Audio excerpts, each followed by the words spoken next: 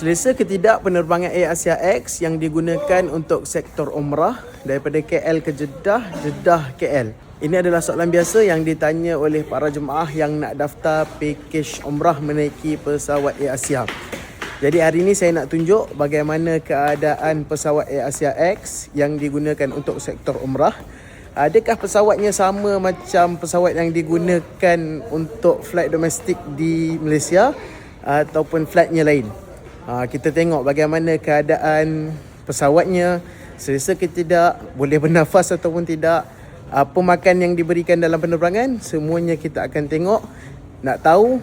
Tonton video ni sampai habis. Hello, welcome. Selamat datang. Habibi, welcome to Jeddah.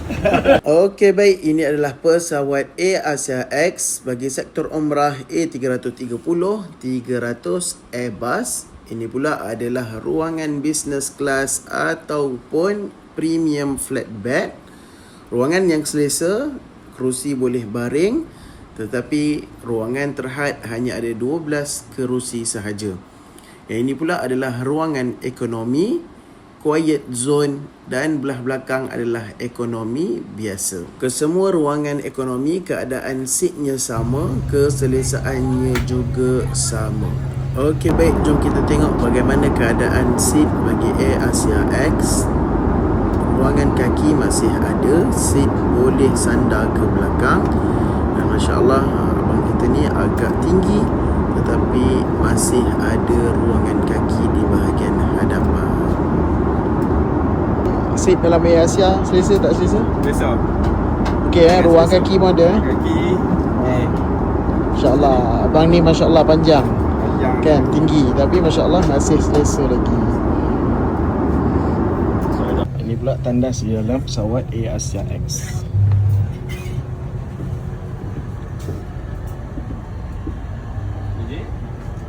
Dalam perjalanan daripada Kuala Lumpur ke Jeddah ataupun Jeddah ke Kuala Lumpur, jemaah akan diberikan makan 2 kali.